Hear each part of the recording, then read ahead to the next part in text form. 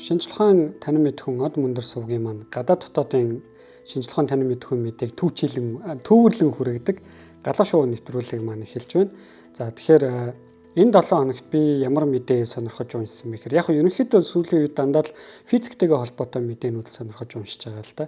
Тэгэхээр нэг чухал мэдээ нь юу гэсэн бэ гэхээр харанхуй материйн тухай их сонирхолтой мэдээ гарсан байна. За тэр нь юу вэ гэхээр харанхуй матери гэдэг бол өөрөө манай ертөнцийн нийт материйн 25%-ийг эзэлдэг, 20%-ийг эзэлдэг матери ба.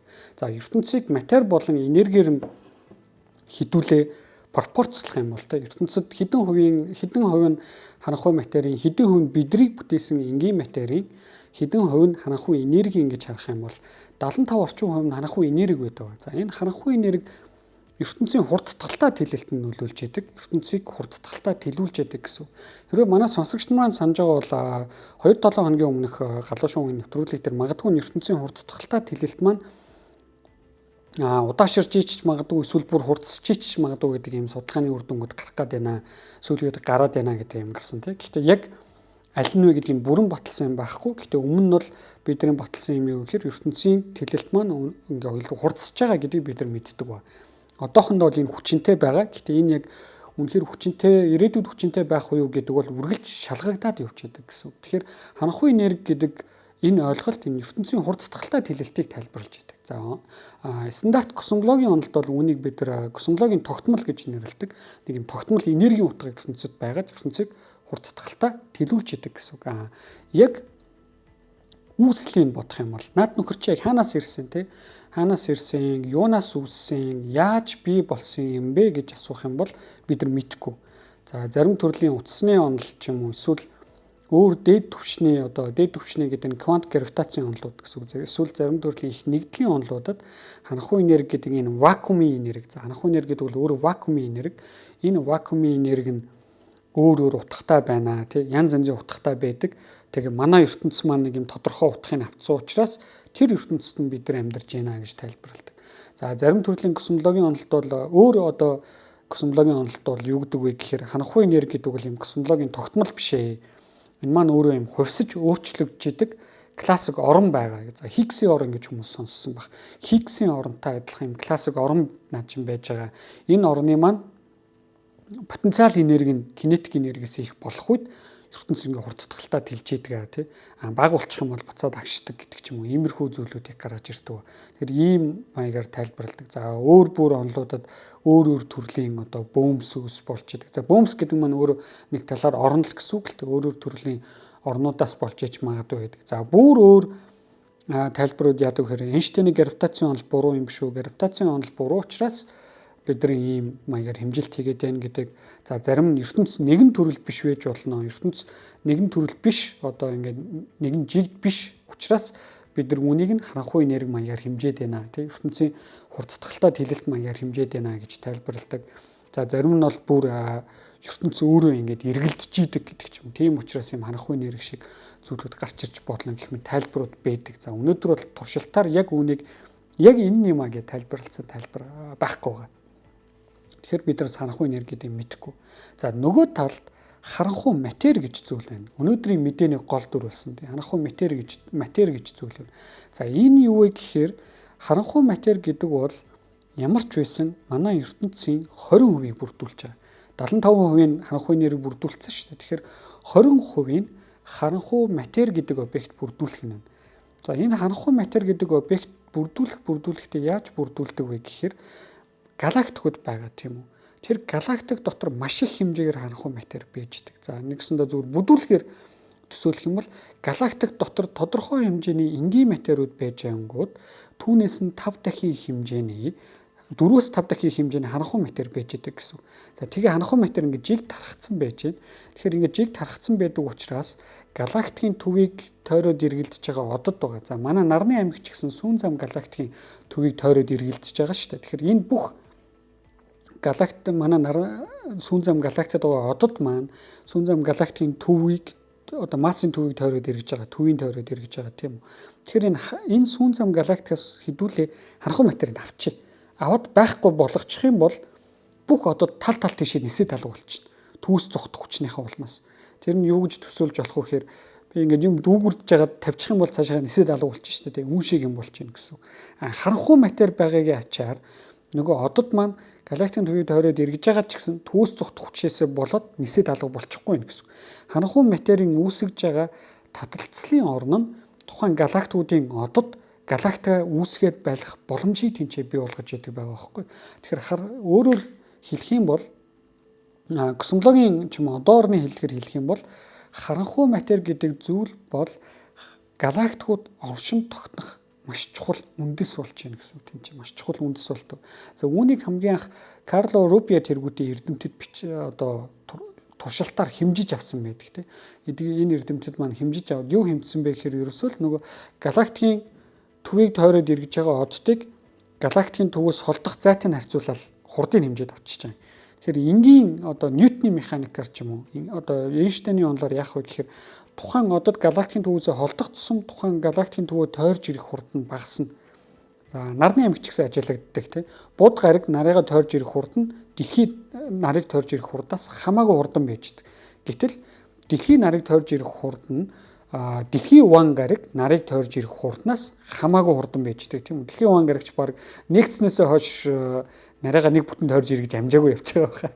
Бид нар баг тэрийг нь харахгүй ч үлээ. 248 байна уу 247 жил гэдэг санагдчихэв. Тэгэхээр ийм ялгаанууд гардаг. За тэгэхээр энэ нарны амьд ажиллагдж байгаа ялгаа ч гэсэн галактик дээр ч гэсэн ажиллагдах хэрэгтэй байхгүй юу? Ягаад тэгэхээр харьцангуй онол үнэн л бол тийм. Ньютоны онол үнэн л бол. Ньютоны онол бол өөрөө харьцангуй онолын тухайн тохиолдол.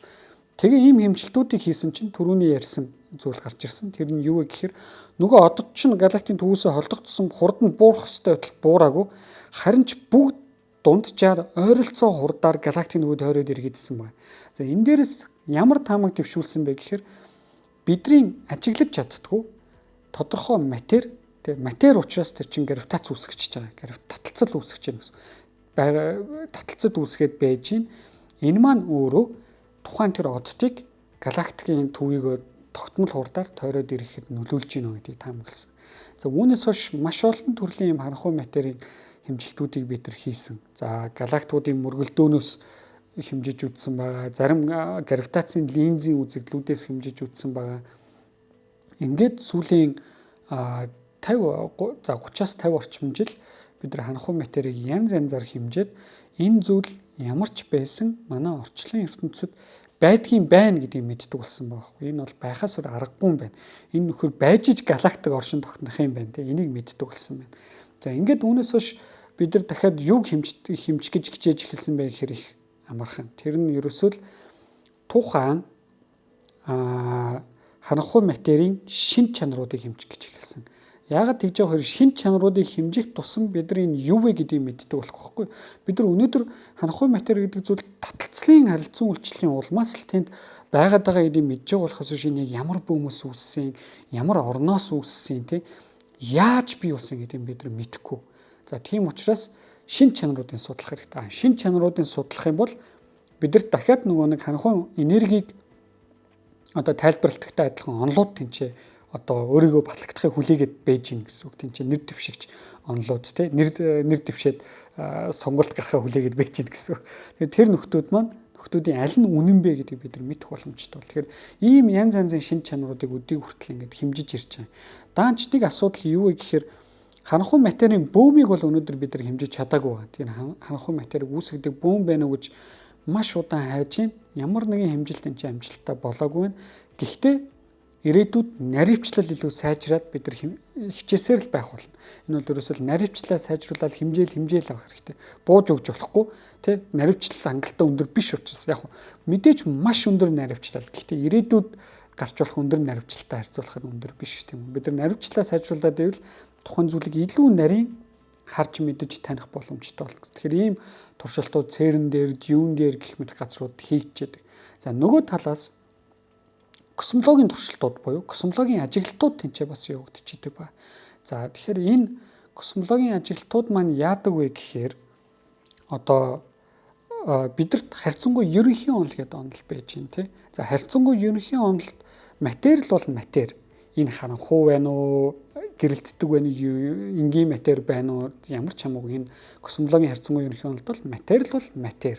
За тэгэнгүүт хэдүүлээ энэ эрдэмтэд маань сүүлд ямар туршилтыг хийсэн бэ гэхээр Женевийн их сургуулийн эрдэмтэд, эдгээр эрдэмтэд маань тухайн галактикууд байж байгаа шүү дээ, тийм үү? Тухайн галактикууд маань өөрөө харьцангуй ерөнхий онц харагдана, тийм.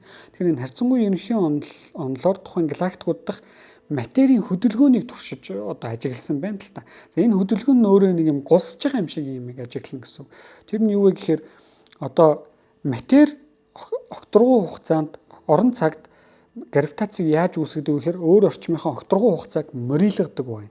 За тэрийг нь хэдүүлээ нэг юм одоо тэгш замаар явж байгаа юм хонхор үсцэн гэж ойлгож байна. За галактикийн одод гэх мэт энэ объектууд яадаг вэ гэхээр хонхорд очиж бөөгнөрөөд тэгээ нэгнийгээ тойроод эргэлж идэг гэсэн. Тэгэхээр бидний мэддэг ямар ч энгийн матер нар ч юм уу тийм энэ одод бол ийм хонхор үсгээд энэ хонхорт нь дэлхийн нарыгаа тойроод эргэж идэг ч юм ийм хонхруудыг үсгэж идэг.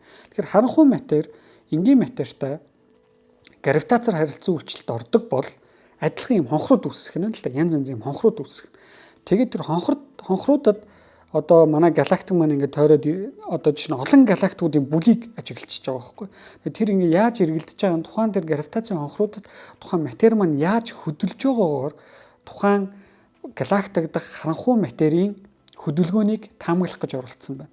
За ингэж яагаад ингэж таамаглах гэж оролцсон бэ гэхээр хэрвээ харанхуй матер өнөөдөр бидний мэддэг дөрвөн төрлийн харилцан үйлчлэлээс цахилгаан соронзон цөмийн сул хүчтэй гравитац гэсэн энэ дөрвөн төрлийн харилцан үйлчлэлээс өөр 5 дахь харилцан үйлчлэлд оролцдог бол тухайн тэр гравитацийн хонхорт хөдөлж байгаа галактикуудын материйн хөдөлгөөн нь жоохон өөрчлөгдөн гэсэн үг. Яагаад гэхээр тухайн галактик ч юм өөрөө дийлэнх нь харанхуй матер явж байгаа шүү дээ. Тэр дийлэнх байгаа харанхуй матер маань үүсгэх хонхор маань энгийн матер үүсгэх хонхороос өөр учраас тэнцэнээс маш бага зэргийн ялгаанууд гарч эхлэх юм л дээ. Тодорхой ялгаанууд гарч эхлэх юм.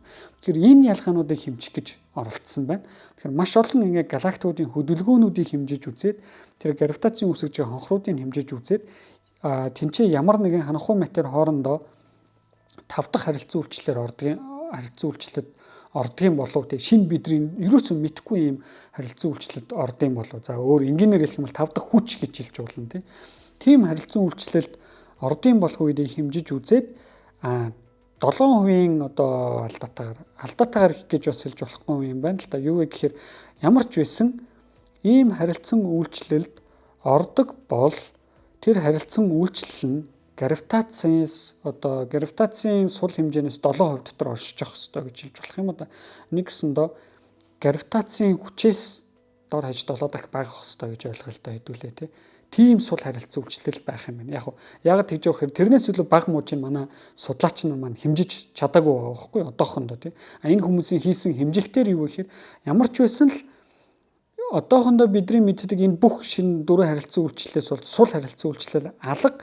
Гэхдээ хэрвээ сул харилцан үйлчлэл тэнд байгаа бол тийм үү. Үргэлж тэнцээ шинэ одоо нээлттэй боломжууд байж байгаа. Яагаад вэ гэхээр бид нар бүх зүйлийг 100% төгс наривчлалтай хэмжих боломжгүй шүү дээ. Тэр тэнцээ байж байгаа. Тийм бол тэр манд гравитацийн хүчний 7%-аас илүү хүчтэй байж чадахгүй гэсэн үг тийм. Илүү хүчтэй байх боломжгүй гэсэн хэмжилтийн үр дүн гаргасан байна. За энэ маань өөрөө байдлыг бас их сонирхолтой болгож байна л да. Тэр нь юу вэ гэхээр бид нар магадгүй 5 дахь харилцан үйлчлэл 6 дахь харилцан үйлчлэл байж магадгүй тий. Эдгээр маань өөрөө харанхуй матер харанхуй энерги тайлбарладаг гэж магадгүй гэсэн таамаглалтуудыг их олон жил дэвшүүлж ирсэн. Гэхдээ ихэнх хэмжилтүүд эдгээр шинэ харилцан үйлчлэл ер нь байхгүй байна гэдэг гаргаж ирдэг. Ийм харилцан үйлчлэл байгаа бол нэг бол маш хүчтэй, цөмийн хүчтэй харилцан үйлчлэлээс ч хүчтэй бүр атомын, цөмийн, кваркуудын хооронд харилцан үйлчлэлээс ч хүчтэй юм харилцан үйлчлэл байж байгаа хэвээр. Эсвэл гравитацаас асар сул тийм харилцан үйлчлэл байж хэвээр гэсэн ийм одоо таамаглалуудыг гаргадаг. Тэр яг боломж бол тэнцээ байхгүй гээгүй.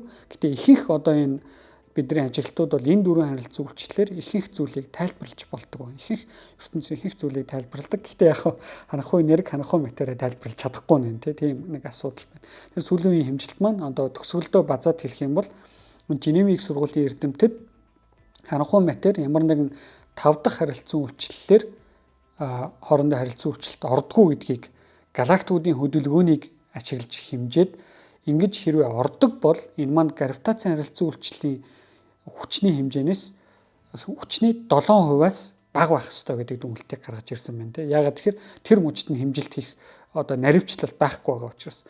Гэхдээ ингэж бууж өгч болохгүй. Тэр нь юу вэ гэхээр одоо том LSST ч юм уу эсвэл DAISY ч юм уу энэ том судалгааны одоо ажиглалтууд, туршилтууд ирээдүйд энэ боломжийг бүр 2% руу оруулах боломжтой. Гравитац маань өөрөө цөмийн захиргааны суврын харилцан үйлчлэлээс 100 мянга дахин сул харилцан үйлчлэл шүү дээ. Маш сул харилцан үйлчлэл. Энийний 2% гэдэг чинь бүр жижигхэн тоо болно тийм үү тийм. Ийм өндөр наривчлал руу оруулах боломж байгаа гэдгийг бид нар санаж явах хэрэгтэй. Тэгэхээр мэдээнийхэн төгсгөл дахиад бацах юм бол ямар ч үсэн ханхуй матер 5 дахь харилцан үйлчлэлээр ордог бол тэр нь гравитацийн харилцан үйлчлэлийн хүчнээс одоо 7 дахин бага байх хэрэгтэй юм байна. Гэдэг нь өнөөдөр байгаа одоо 4 харилцан үйлчлэлт бол ямар ч үсэн ордог одоо гравитацийн харилцан үйлчлэлт бол ямар ч үсэн ордог юм байна. За 5 дахь харилцан үйлчлэл одоохондоо бол бид нар шууд 5 дахь харилцан үйлчлэлийг хэмжиж авсан туршилтын дата алгаа гэдэг дүгнэлтийг гаргаж ирсэн байна. Тэгэхээр яг хуу энэ ханхуй материйг судлах нь өөрөө их чухал л да. Ихэнх эрдэмтэд магадгүй бид нар ханхуй материйг ойрын 10-аас 30 жилдээ нээчих магадгүй гэж таамагладаг. Тэгэхээр ханхуй материйг бид нар бас юу вэ гэдгийг ханхуй материйн үүслийг ойлгочих юм бол ертөнцийн материйн үүслийг ойлгоход маш чухал нөлөөтэй учраас юм космологийн болон эгэл бүүмийн туршилтууд үргэлж хийгдэж байдаг. За эгэл бүүм дээр бол цэрэн дээрээс үргэлж одоо датанууд гарч идэг жил болгон. За үүгээр бол ямар ч байсан ханхуй материйн бүүмийг бид нар нээчлээ гэдэг дата өдийг хүртэл одоохондоо байхгүй. Ирээдүйд гарч ирэхийг үүсэхгүй, ирээдүйг хэн ч мэдэхгүй тий. За тэгэхээр би энэ 7 хоногийн мэдээ маань 5 дахь харилцан үйлчлэл гэж байдгүй байлаа. За баярлалаа.